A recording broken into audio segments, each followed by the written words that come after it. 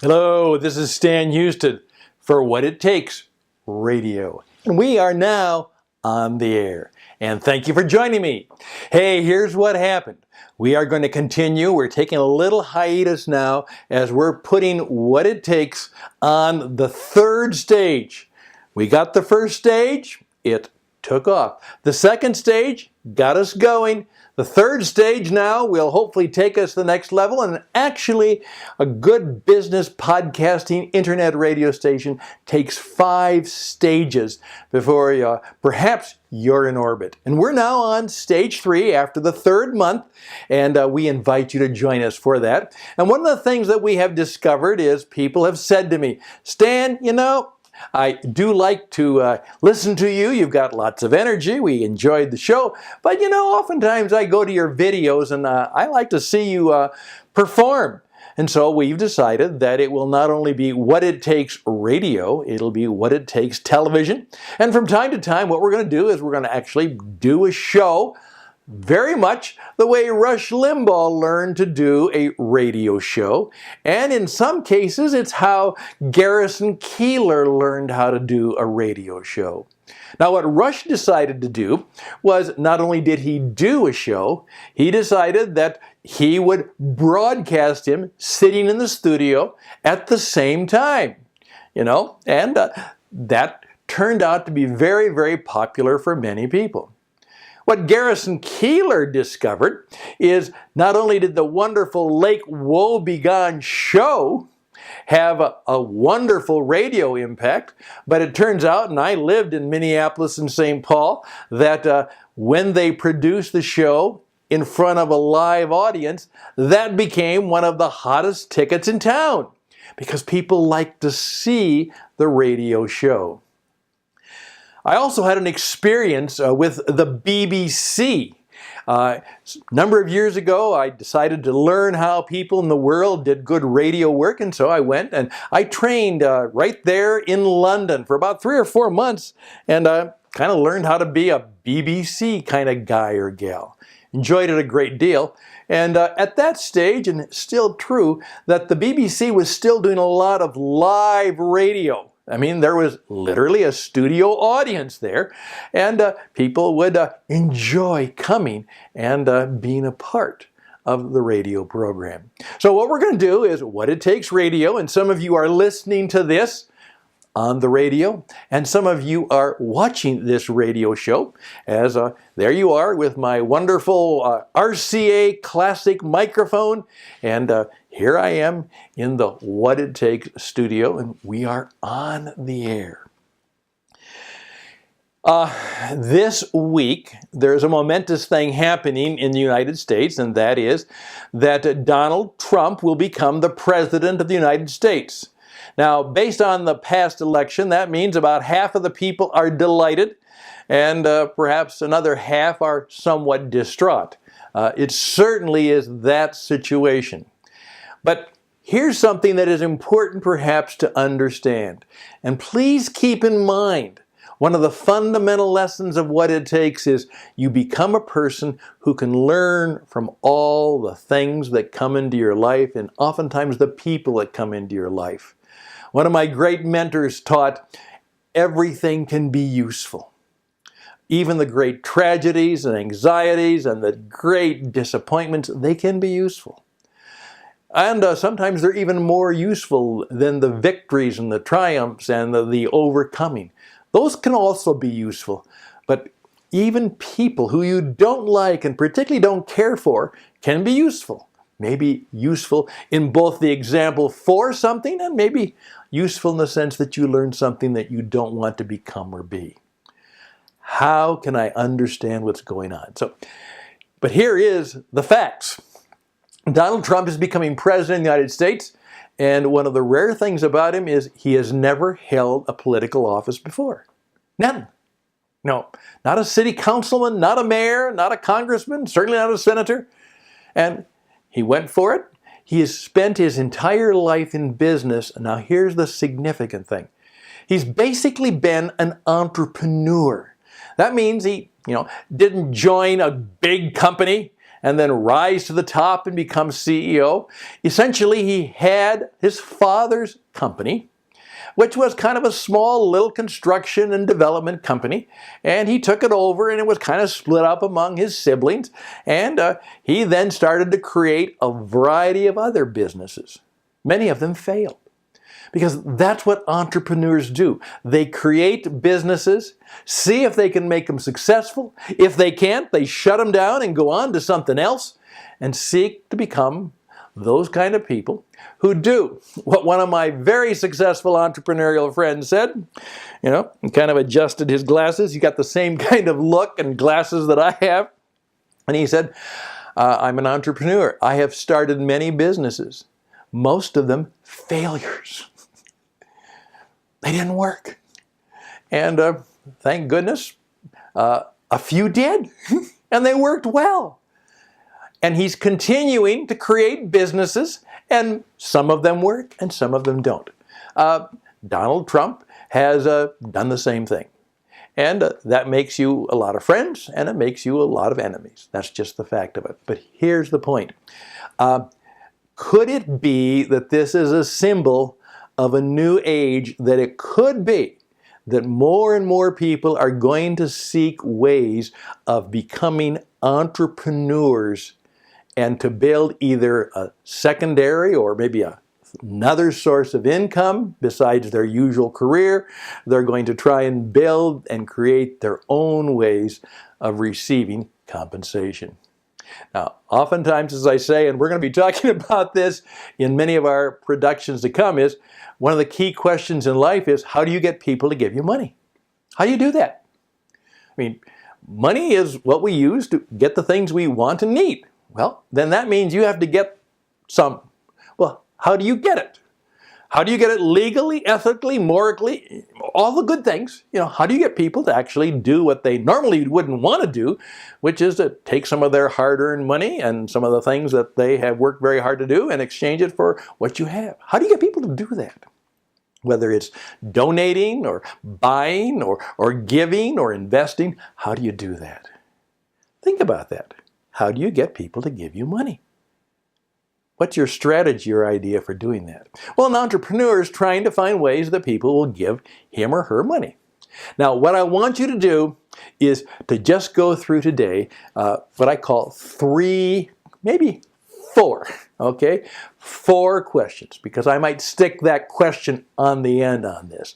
But what I want us to do now on What It Takes Radio is to understand that there is essentially 3 questions that you have to come up with the answer to if you want to have a view of life that might energize you and help you to achieve some extraordinary things. The first question is quite simple, but what I've discovered is most people can't answer it with any detail. Oftentimes me. Question number 1, what do you want? What do you want? Here you are. It's January 2017. You are where you're at. Boy, there's a lot about my life right now I really like. Boy, there's some things in my life that I really have messed up on. What am I going to do? Oh my goodness. I want some real significant changes in some things. And I want some things to get better. And then I just want to be, good Lord, God has really blessed me with many things, wonderful opportunities. I had my first grandchild this year. And talk about having your life changed. Your priorities and purposes change. I want to spend a lot of time making sure that that wonderful little baby grows up to be a fine young man and lives life well. I want to do that. What do you want? What we have discovered many times is about only 3% of the population have a deep sense of what they want from their life. Okay, here you are, January 2017. What do you want? How do you want your life to be different than 2017? How do you want it to be different in 3 years? What do you want to... I'm not saying what are your goals or resolutions. How do you want your life to be different? Different from what it is right now. You got that question? Think about it. get up every morning. How do I want my life to be different? Okay, question number 2. What you got?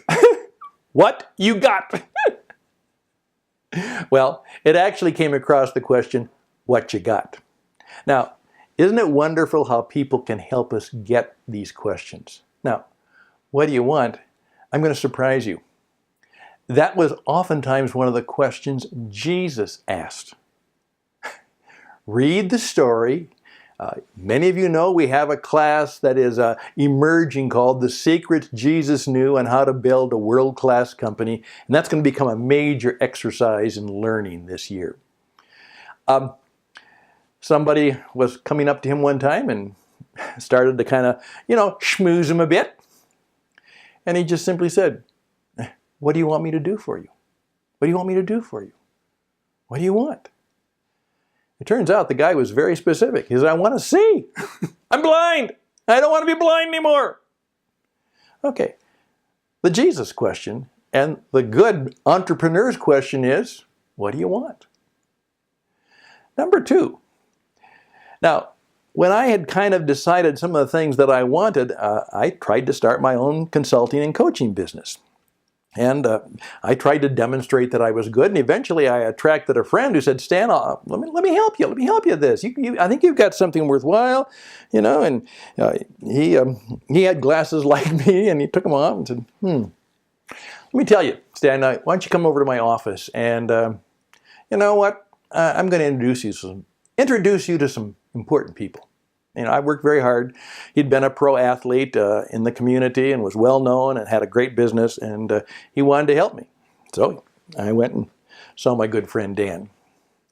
And he then handed me a list of 20 people. He said, these are all friends of mine, very good friends of mine. Call each one of them. And he said, I've given you some phone numbers there. Make sure you go out and check with my secretary on some of the ones I don't have, and call them up and, in effect, introduce yourself, and you've got a great recommendation. Well, it turned out it was a great recommendation. I called these people up, and I simply give my name and said, Dan really suggested that I give you a call. Could you give me a few minutes to introduce myself? Because of Dan, they said, sure. And they would say some very nice things about Dan. And like one guy said, well, if Dan said he wanted me to talk to you, I usually say no to these, but Dan's a different guy. I was doing one of those, and one of them, all of a sudden, one of the guys said to me, he said, Stan, as I started to kind of go into my little nervous spiel, he said, Stan, I know what you're up to. I know what you want. You want to sell me something. Okay? Then he paused. What you got? What you got? And what he was saying to me is, Stan, what's your offer? What is it you have that you want me to look at, to consider, and eventually buy? What is it? Cut to the chase. Quit trying to brown nose me up. Quit trying to flatter me. Quit trying to tell me all about you. Tell me right now what you got. And I'm saying that to all of you right now. What if you lost your present position, you lost your present business, and you simply have to go out and get people to give you money? What you got? What you got in terms of abilities, skills, things, ideas that somebody might pay you for? Okay? What you got? Think about that. All right. And now, like on a real radio program, we're going to take a commercial break. And why don't you wait just about 30 seconds while we play the commercial on the air, and then you come back.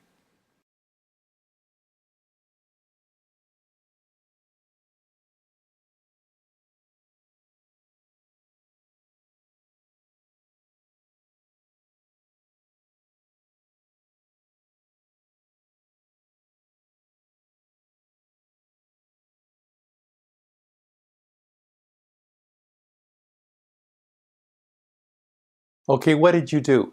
Now you saw that. What if you were a sponsor on my radio show, and I really hope you will be sometime because I also want you to be on the radio show, all right? Now, what if I had given you that 15 or 30 seconds, or maybe I would have expanded it to a minute, and I would have given you 1 minute to tell people who you are and what you got? What if I gave you a commercial? Let's assume, I wish it were the case, but what if we had 100,000 people listening? And they all listen to the show, maybe 1 million. And you have 30 seconds, 15 seconds to, in effect, tell people what you are, what you have, what you got, and tell them how they can get it. What would you do? Can you do a 30-second, 60-second commercial if that was your opportunity? As I oftentimes say, what would happen if right now I told you that you could have a Super Bowl commercial? What would be on your Super Bowl commercial? It's coming up. It's going to cost you $5 million and I gave it to you free. What would you do? What would you say in 30 to 60 seconds to actually get those millions of people to call, go online, do something that would bring them to you? Now, in today's world, you better know how to do that. It's a digital world. It is changing everything. There are going to be so many businesses that die and so many jobs that are going to be gone. What if we really do get carless driverless drivers? Well, drivers are gone. Right now, the big box stores are in major panic because people are buying things online and they're being sent to them. And the delivery service and Sears is in trouble. Many of your big stores obviously remember when, Borders bookstore went out of business, and many of them are in trouble. It's a digital economy, and you better know how to live and do business in the digital economy. That's what it takes. A number of you are in businesses that will not exist in 2 to 3 years. Okay, that's just the way it is. But what if right now I gave you the opportunity? Okay, you gave you the opportunity to actually do a 60-second, 30-second, 15-second, let's give you that, to do a commercial. What would you say? Do you know what that is? Well, there you go. You got 3 great questions that you need to bring forward. What do you want? What you got? What would you say if you were given that opportunity? Like I said, that great question which we all have to answer is, how do you get people to give you money? How do you get people to compensate you? And here's the point, is before they will compensate you, you have to contribute to them. You actually have to do something for them first. And what is it you can do better than anybody else with greater class, greater energy, greater personality, so that people actually will do that? They will stop, they will look, they may listen, and then they will buy. They will buy you, and buy what you do, and buy what you have, and buy what you got. And all of us are in a situation. Donald Trump represents the new age of the entrepreneur and the spirit of the entrepreneur coming forward in many ways, whether you like him or not. And half of you people don't like him, and half of you people do love him. Doesn't matter. It is, what are the signs of the times telling us, so that we can, as a lesson I learned from ancient Hebrew scriptures, find the people in your life who can help you discover what it takes, in that they can figure out what's going on. They know what the signs of the times are and what they should do. I would welcome your contribution to What It Takes Radio to be one of those wise persons, not a wise guy or wise gal, a wise person who can help us figure out with the way the world is, what does it take to be fully alive, live well, serve others, and make our unique mark in the world? That's the challenge now in 2017 and the future that's before us. Thank you for joining me on What It Takes Radio and Television. All the best and blessings. I hope you'll join me on the radio, and I hope you will not only listen, you will actually be a participant, a speaker. And that story is coming up rather soon as we go into stage 3 of What It Takes Radio. Best and blessings to you. I'm Stan Houston. Bye for now.